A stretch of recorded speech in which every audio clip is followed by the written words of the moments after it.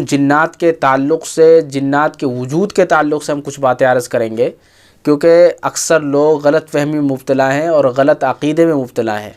بعض لوگ کہتے ہیں کہ جنات دنیا کے اندر ہے ہی نہیں ہے، جناتوں کا وجود نہیں ہے، حالانکہ ایسا نہیں ہے، جناتوں کا وجود ہے۔ دیکھیے، قرآن کریم کی کوئی بات جھوٹی نہیں ہو سکتی، یہ تو ہر مسلمان سمجھتا ہے، بلکہ مسلمان نہیں، اکثر قوم کے لوگ یہ جانتے ہیں کہ قرآن کی بات جھوٹی نہیں ہو سکتی۔ خود اللہ رب العزت نے فرمایا قرآن کریم کے اندر، قرآن کے اندر سے ثبوت ہے جنات کا وجود کا، یعنی اللہ تعالیٰ نے جنات کا ذکر قرآن مجید میں کئی جگہ ارشاد فرمایا، کئی جگہ فرمایا ہے، اور جس سے یہ معلوم ہوتا ہے کہ جناتوں کا وجود ہے دنیا کے اندر۔ سمجھ رہے ہو؟ قرآن کریم میں اللہ تعالیٰ نے فرمایا وَمَا خَلَقْتُ الْجِنَّ وَالْإِنسَ إِلَّا لِيَعْبُدُونَ۔ اس کا مطلب کیا ہے؟ اس کا مطلب ہے کہ اللہ تعالیٰ نے جنات اور انسان کو اپنی عبادت کے لیے پیدا فرمایا، جنات اور انسان کو اپنی عبادت کے لیے پیدا فرمایا۔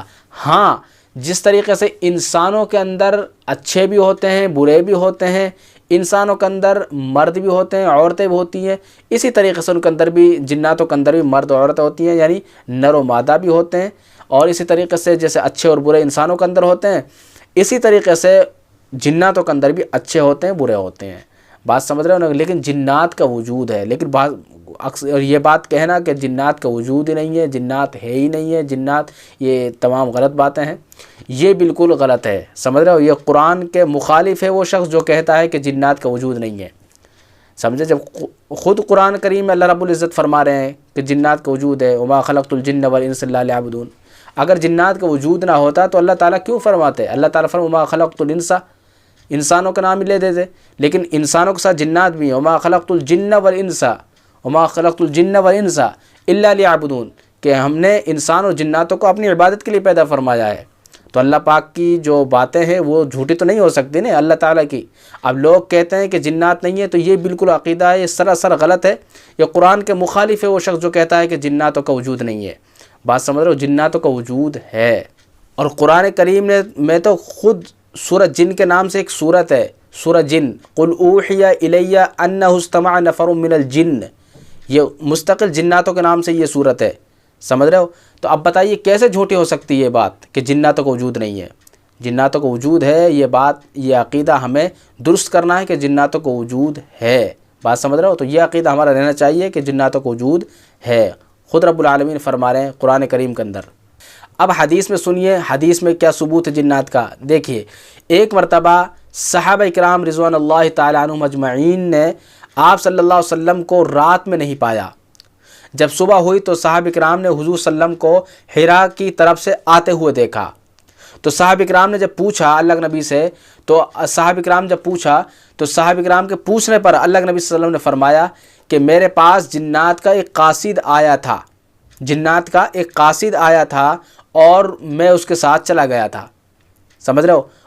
میں نے اس کو قرآن پڑھ کے سنایا، یعنی آپ صلی اللہ علیہ وسلم کہہ رہے ہیں میں نے ان کو قرآن پڑھ کے سنایا۔ صحابہ کرام کہتے ہیں کہ ہم کو پھر رسول اللہ صلی اللہ علیہ وسلم نے جنات کی کچھ نشانیاں، یعنی کچھ آگ کی نشانیاں دکھائی، کچھ نشانیاں بتلائی جنات کی۔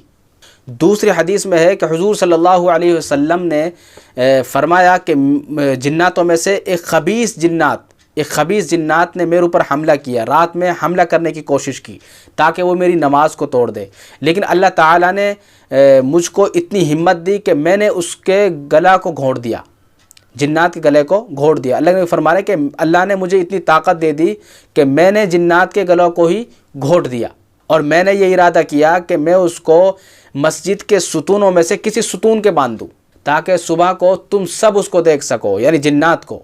اللہ کے نبی فرما رہے ہیں کہ میرا ارادہ یہ تھا، میں نے ارادہ کر لیا کہ میں اس جنات کو مسجد کے جو ستون ہیں ان میں سے کسی ستون میں باندھ دوں، اور جب تم اٹھو، جب صبح تم آؤ تو سب کے سب اس جنات کو دیکھ لو۔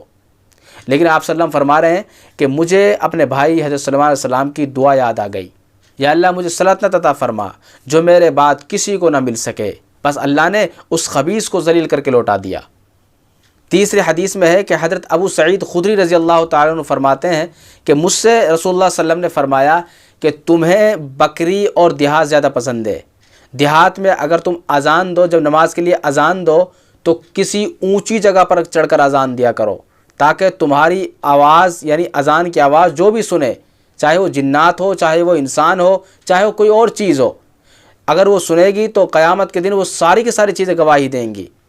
تو یہ حدیث بھی دلالت کرتی ہے، یہ حدیث بھی دلالت کر رہی ہے کہ جنات کا وجود ہے۔ تو یہاں پر جنات کا نام بھی اللہ کے نبی نے لیا، سمجھے، انسان ہو چاہے جنات ہو یا کوئی اور چیز ہو، تو یہاں پر جنات کا نام بھی لیا، تو جنات کی وجہ سے یہ بات سامنے آ رہی ہے کہ جنات کا وجود ہے۔ تو احادیث کے اندر بھی جنات کا وجود ملتا ہے اور قرآن کریم کے اندر بھی جنات کا وجود ملتا ہے۔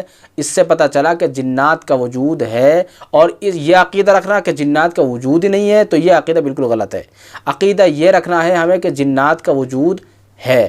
قرآن مجید میں جنوں کا تذکرہ بار بار آیا ہے، لہٰذا جنوں کا وجود کا اقرار کرنا یہ فرض ہے، سمجھ رہے ہو؟ اگر انکار کریں گے تو سمجھ لو قرآن کریم کی خبروں کا ہم انکار کر رہے ہیں۔ اس لیے ہمارا عقیدہ یہی ہونا چاہیے کہ جنات کا وجود دنیا میں موجود ہے۔ ہاں اگر ہم ان کو دیکھ نہیں پاتے تو پھر بھی ہمیں انکار کرنے کا حق نہیں ہے، اقرار ہی کرنا ہے، کیونکہ قرآن نے اس بات کو ثابت کر دیا کہ جنات کا وجود ہے، احادیث نے اس بات کو ثابت کر دیا کہ جنات کا وجود ہے۔ دینی تعلیم اور مسائل سیکھنے کے لیے علم کی